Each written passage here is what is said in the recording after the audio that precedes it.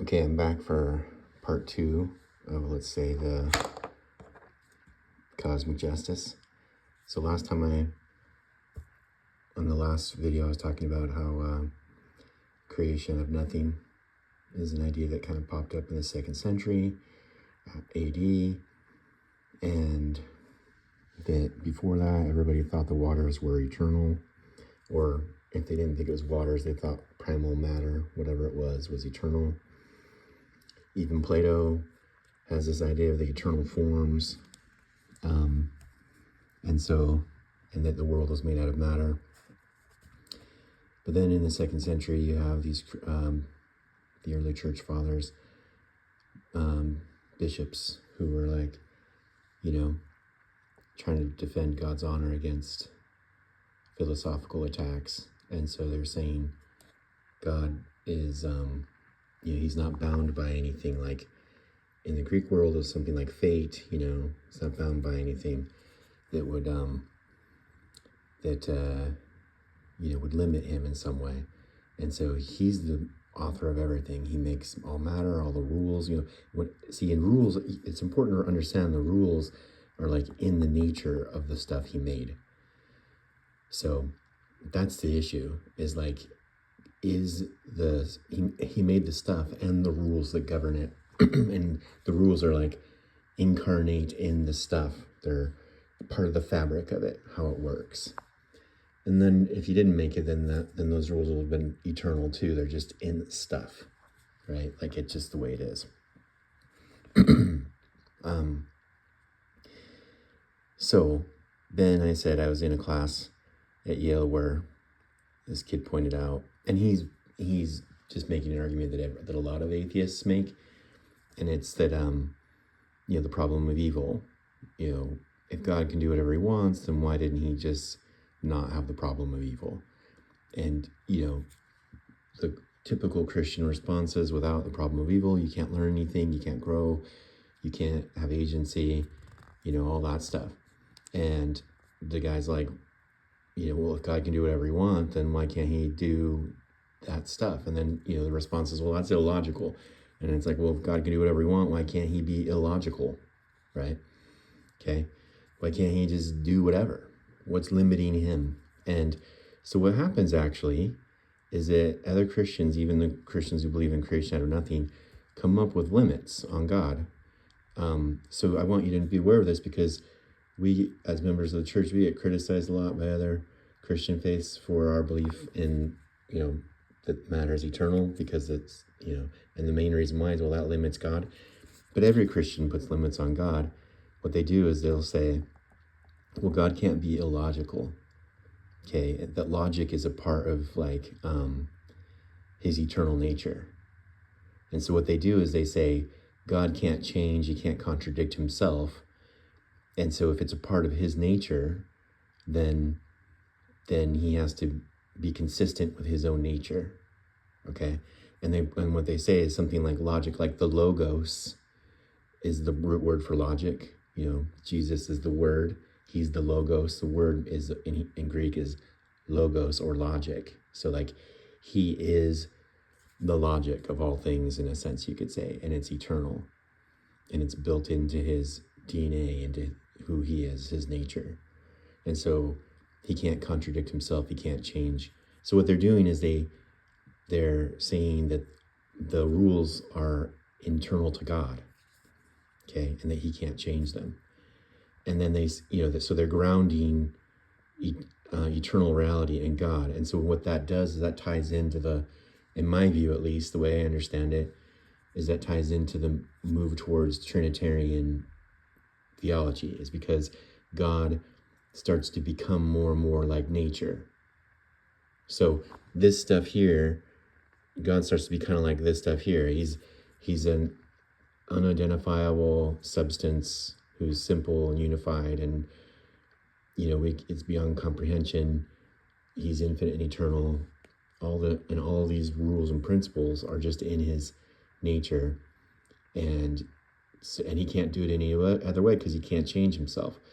But because he's the unmoved mover. I mean, it's too hard to do it in like and I don't even fully understand it myself, but it's too hard to explain it all in just a couple minutes. But that's the idea, is that in a sense, like God is a person, right? But then he's also like whatever nature is. And when you combine these two together, you get something like the Trinity. He's a person, but he's also not a person, and so on. It's like somehow the essential elements of a person and somehow the essential elements of nature are like combined into one, and God is the ground of reality. He is reality, and all of the principles of whatever nature are in him. That's how I think when I read like C.S. Lewis and others, that's I think how Christians try to solve the problem of evil, is they actually solve it. They actually take this stuff and put it into God's nature, basically. And God can't act contrary to his nature. Now, what the Restoration comes along and says is that God is actually a person, right? Like with a body. And that this stuff is separate from him. And it's this stuff, the eternal matter.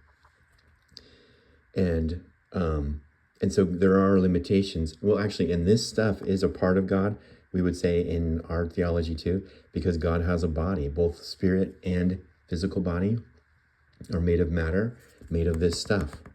And so this stuff is a part of his nature, but it's also separate from him. And so the rules that are inherent in this stuff are inherent in his spirit body and his physical body, and it's inherent in the stuff that's outside of him. That's how we would say it. And so there are rules that like the properties of that stuff is just like what they are, and they're kind of like rules that you always have to abide by. And the point I'm trying to make is like it's part of the fabric of things. That's really important, because Plato's idea was that there were forms that were eternal, and these forms are immaterial.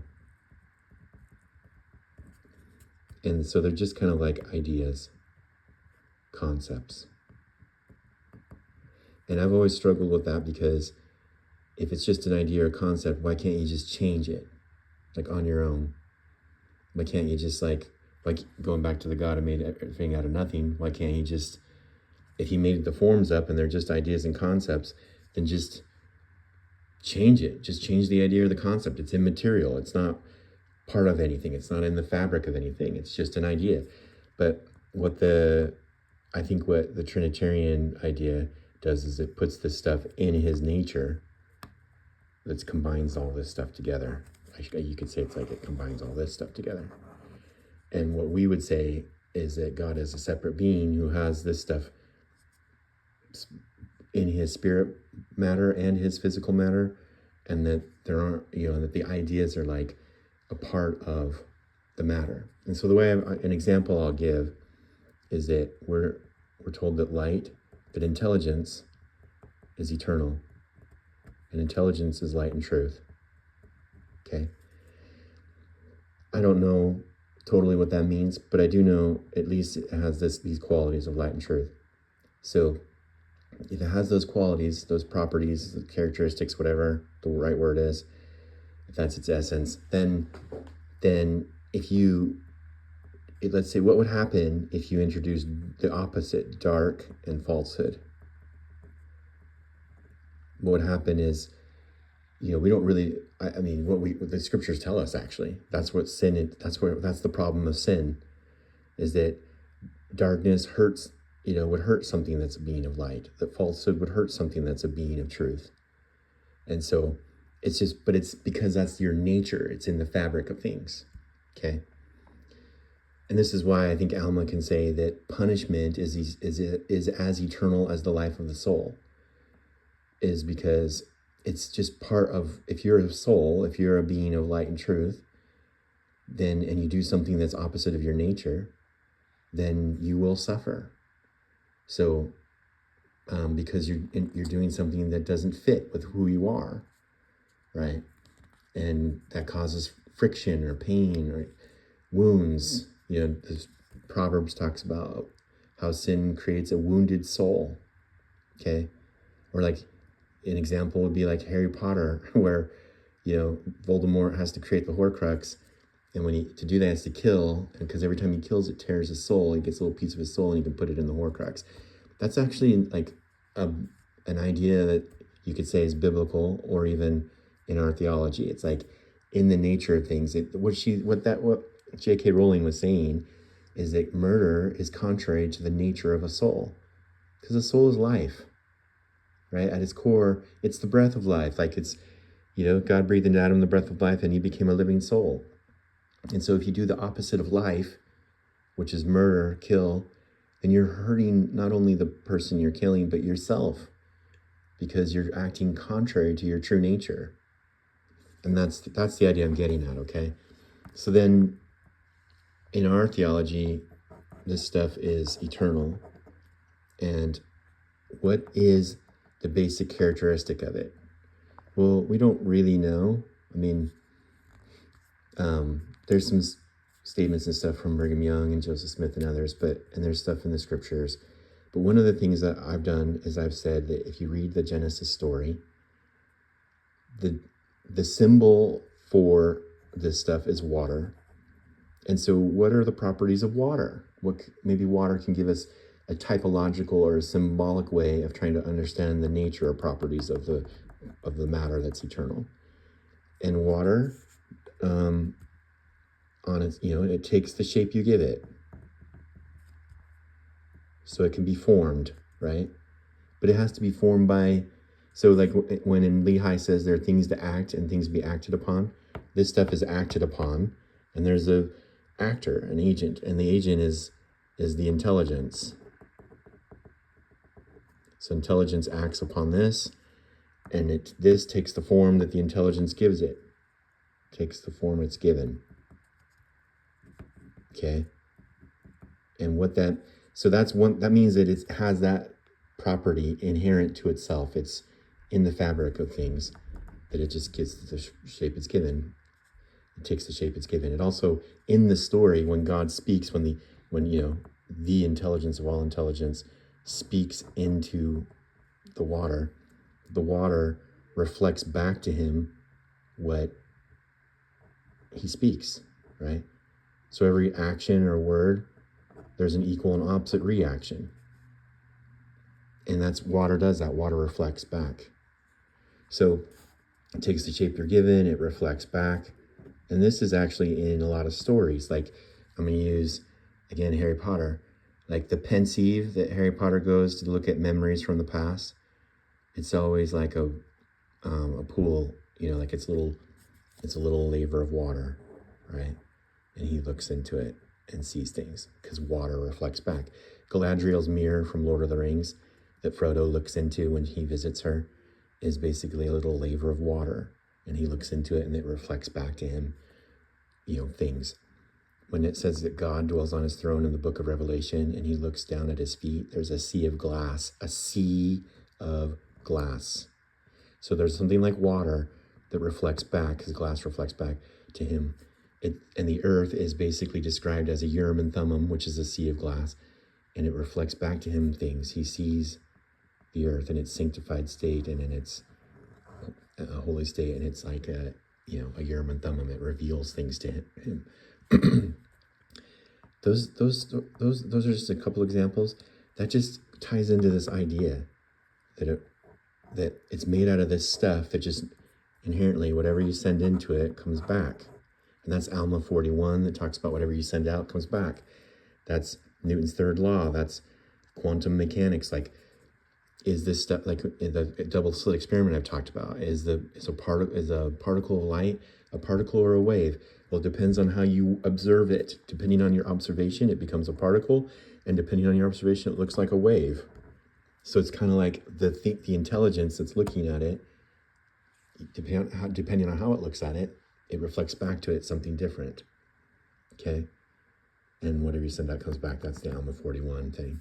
So the idea is that it's built into the fabric of things and that it's separate from God, and it actually is a part of God's body himself. Okay, so now in the Christian world, everyone criticizes this doctrine and says, well, we're limiting God. But I want to suggest that it's actually not a limitation. See, because to be this kind of God, and I'm saying this with all my love towards those who believe in this, because I've learned so much from other Christians, and just because they believe in this and I think it's incorrect, I don't think it means that any of them are going to hell or any of them are disfavored of God or anything like that. That actually is one of the things that's different about our doctrine, is that we think you can believe wrong things and still be blessed by God, because at the end of the day, we all are believing wrong things about God. None of us have the complete picture. And so when other Christians criticize us and say we have wrong ideas and that means we're going to hell, it doesn't make any sense, because everyone has wrong ideas about God. That can't be the test by which you go to heaven or hell. Because we're all looking through a glass darkly. Oh, that's another one. Paul talks about how we look through a glass darkly, right? We're all looking through a glass darkly, barely understanding what's happening. And so, so when I criticize, I'm not saying anyone in the Christian world is going to hell because they believe this doctrine of creation out of nothing. I'm just saying that I think it's not true, and if you believed in what I think is true, it would actually make your life more rich, not less. And that's what I think it is. It's that it's like degrees of glory again. It just opens up new vistas, gives new possibilities, makes things more meaningful. Because for me, this idea of creation out of nothing, I go down that rabbit hole, and not everyone does, but I go down the rabbit hole of like, well, then he should just be able to snap his fingers and everything should be okay. Okay. And I understand the moves that like C.S. Lewis and others have made about logic and grounding it in eternal reality and stuff, but then that makes God less of a person and more of a thing. And I don't believe that. I think God is the ultimate person, and that he's so good, and that's what I'm going to point out. He's so good, and that is why he can control the thing, the stuff. Whereas in this version of God, the creation out of nothing, the emphasis is on his power. He's so powerful, he can do whatever he wants. And thank goodness he just happens to also be good. It's kind of like, ooh, good thing he's also good. But the problem is that the problem of evil points out there's a lot of stuff that doesn't appear to be good. So is he actually good? And that's what happens, is that God's character gets besmirched by the doctrine of creation out of nothing, because he then is responsible for all things, and then that's why you make the move towards, well, he doesn't actually choose everything. Some things he just has to act consistent with his nature. That's the move that happens in the Trinitarian model. But as I said, that turns him more into a thing than a person, a substance, the unmoved mover. And again, that to me, I'm like, well, then why would he even care about me? Well, it just happens to be he's also good. Like, thank goodness. But see, I think the version that I'm telling, which I think is the restoration version, is that this stuff is separate from God. Well, it also is a part of his body. So I'm going to draw another stick figure, right? So God's spirit body and physical body is made out of this stuff. And the reason why it doesn't limit him is because the primary principle of this stuff is that it takes the form you give it, or it reflects back to you what you send out. Okay?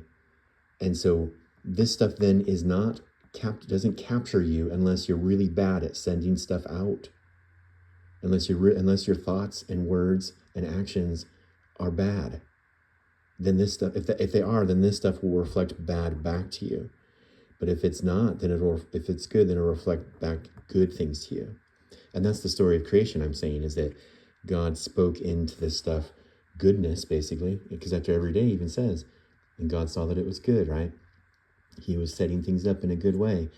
And because he is inherently good.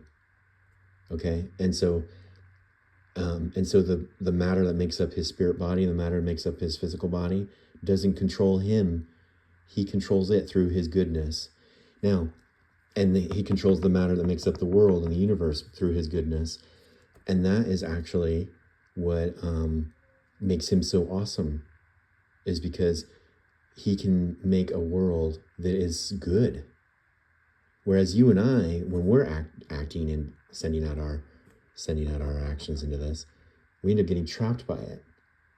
because we aren't good at sending out good thoughts and feelings and everything. Like everything that we do reflects back to us or takes the shape that that we give it. And so you and I walk around in little bubbles of chaos and darkness all around us and inside of us.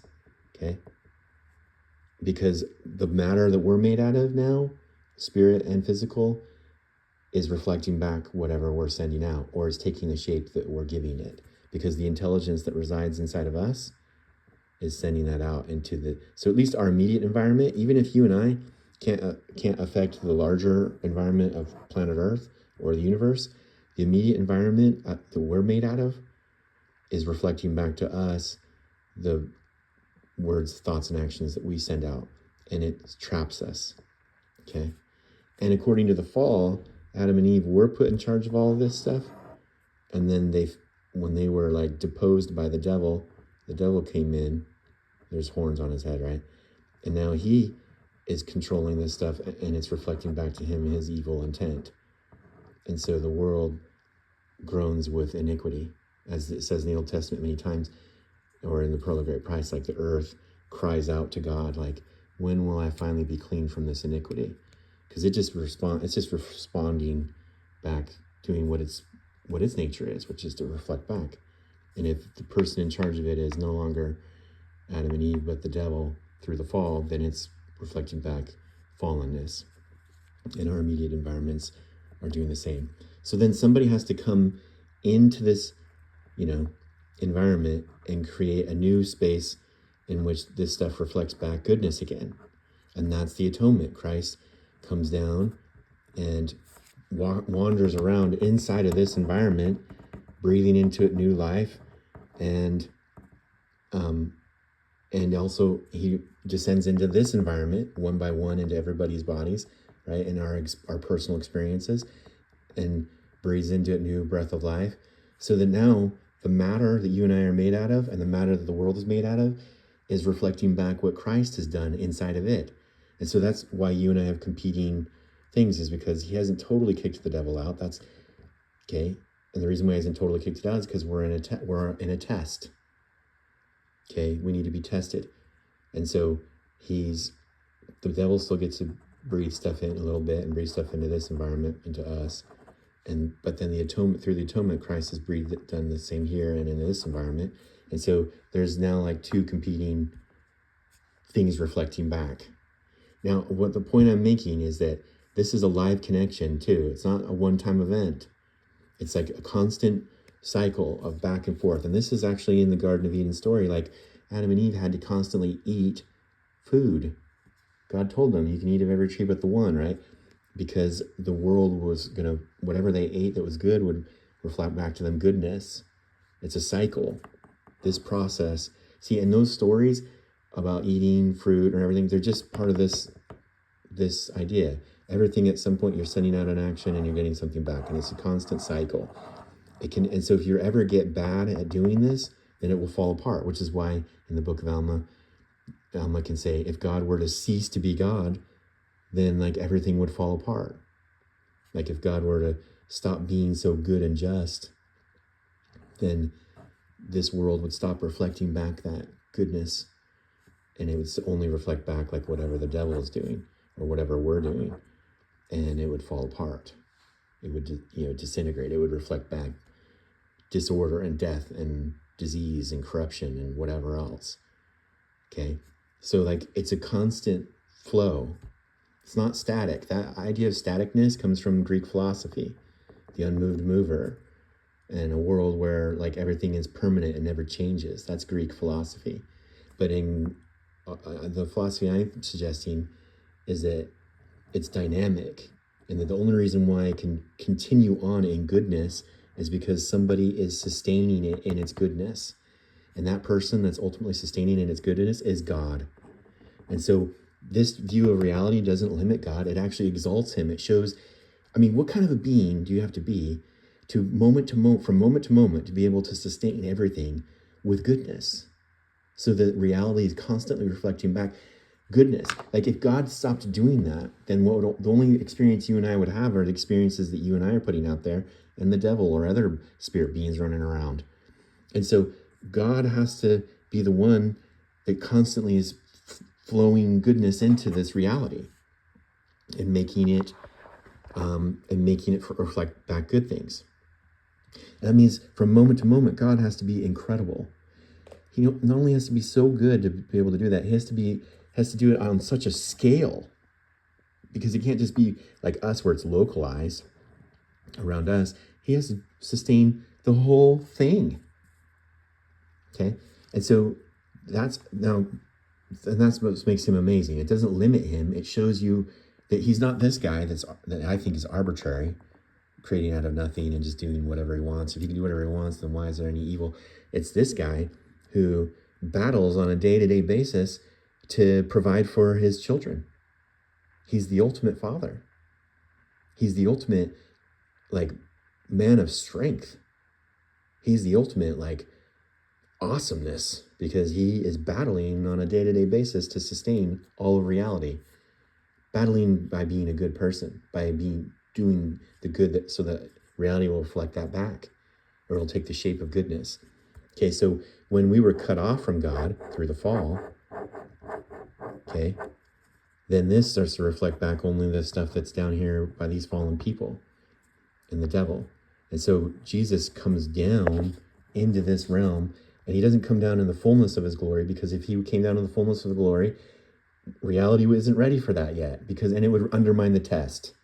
I hope you see what I'm saying. Like, he has to come down in a lesser form of glory and just send out all of his goodness into the reality so that it reflects back just enough light and truth so that there's a test between good and evil, so you and I can get the benefit of that test, but also so it doesn't overpower us, because we're in this environment, and if he came down in the fullness, he would come down in the fullness of his glory, and reality would reflect that back, meaning it would turn into fire, which is in the second coming. Everything will burn with fire, because he will come in fire, and it will just give back to him what he is. Okay, it will. Okay, and so instead of that, he comes down as a lamb, and there's just enough smoke off the altar and all that stuff that I was saying before to make this test possible. Now, the thing is, though, is then he ascends back up to this spot, and now there's a connection. See, like a real connection, because before we were cut off, but now God in his fullness is up here. Let me just read, drawing it, and he's got his tentacle. I'm going to actually use I was going to say tentacles. I'm going to use the tree of life as an example. It's like the roots or the branches of the tree of life are now down in here into the darkness. This is like where the waters of chaos and the dust of the earth, like which are symbols of death and chaos, are down here, and his roots are reaching down into every nook and cranny, and there's an actual literal physical connection that pours life into this and pulls us upwards. And so like now there's an ecosystem that the atonement set up, that it sustains this bottom part while also pulling things up to the higher part. And so that's the importance of the cosmic justice principle, is that it helps underscore what Christ is actually doing, and that he is sustaining this, but also pulling us up, and it's literal, real, like, connections. Or you want to say the iron rod. The iron rod is a branch from the tree of life. It's extended down into us, and it's pulling us over the gulf of misery and woe, because this is and also remember, Nephi says that the water and everything, the gulf, represented the gulf of misery and woe, but also the justice of God. See, because you and I can't cross that if we're fallen beings, and then we need to be transfigured or transformed into something that is able to cross that barrier. It's two things that are stopping us. It's the cosmic justice, the filthy, dirty water, and also the brightness, as Nephi says, the brightness of God's glory. That's what Nephi, I don't think he uses glory. He says the brightness of God's justice. But that's the brightness of his glory. Up here, he's so shiny and everything that it's a barrier. It's like a bubble around him that he makes because of his glory. Again, see that, and that gets back to, it is in the nature of things. Okay, but he's trying to create a system where, like, these natures can dwell together. Just like Jesus had both human and divine inside of him, you can think of it this way. This is like human fallenness, and this is divine. And Jesus is able to bridge that gap because he's both human and divine. Like, it's in the fabric of his being. And so then, therefore, he can bridge it in the cosmic realm too. What's happening at the microcosm level in Jesus's body himself is happening at the cosmic level. He's able to bridge divine and human together through the atonement. But he doesn't want to stay down here. He's got to be up here in the ascended state so that he can pull things up. Okay. Now, the other thing about it is that if he's up here and he comes to the Father and he says, look at all this work I did down here, blowing the breath of life back and everything, then the Father can give him all power in heaven all power in heaven up here and in the earth down here because of what Jesus did. He merits it. It's just like, it's a formality at this point because reality will just reflect that back to him. He's both filled up down here and filled everything up here. He's tied it all together. And it's like, all right, Jesus, now you have all power here and here, all authority here and here, and you can run the whole show. Okay? And that's what makes him king and priest up here. And then, in order to help us ascend, he builds a structure. A new, it's the new tree of life. It's I hate to say the new Tower of Babel because the Tower of Babel is like false, but it's an axis mundi. It's the new temple, the Jacob's ladder. It's the whatever.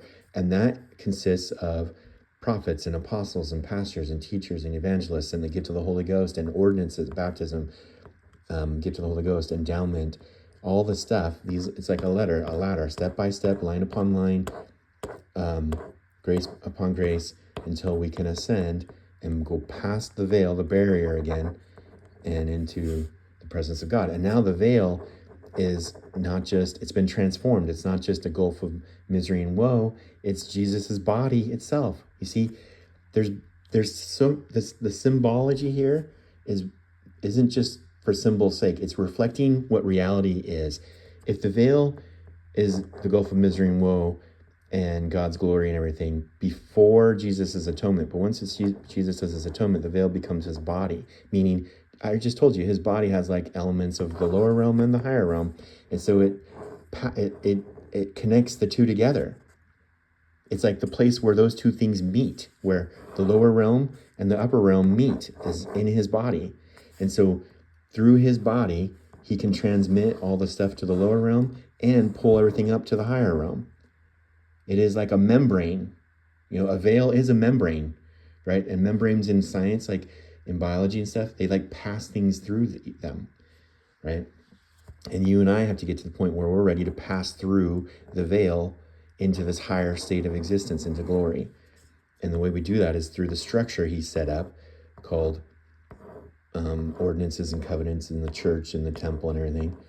And it's imbued, all this doesn't work unless it's imbued with his priesthood power and authority, which is why priesthood matters. And priesthood is just his atoning power that he has now in heaven and in earth. And so he delegates, as Elder Renlund says this isn't Cameron LeDuc, Elder Renlund said, Christ delegates portions of his atoning power to men on earth, and he calls it priesthood. And so the priesthood is actually the power of Christ to pull us up or to feed things of heaven down low, so that while we're in this state, we're not totally alone, we're not totally cut off. And so Christ has created like a new tree of life, a new axis mundi, because up, however you want to illustrate it, this is a new tree. And he's, either these are roots or the branches or the iron rod, whatever you want to call it, he's reaching out across the gulf to give us light where we are and new life where we are, but also to pull us up. And it's describing, these things aren't just like neat symbols, they're describing the structure of reality, is what I'm trying to say. And the structure of reality is such that the waters of chaos, they reflect back to him, because chaos isn't always bad. It's also potential. It's what things can become, and it will become whatever you put out there. And the only beings that can put something out good enough to do this whole thing is God, the Father, and the Son. Okay? And so that's the reason why I talk about cosmic justice. This is the first time I've ever tried to do this. And so I hope it's making sense. And because this is like stuff that's in my brain, and now I'm trying to put it out on a page. And anyway, so hopefully it's making sense. But it's glory and justice, but justice is the waters, and that's what Jesus is solving. And I hope I'm showing you how they work together. Okay. All right. Thanks, everybody.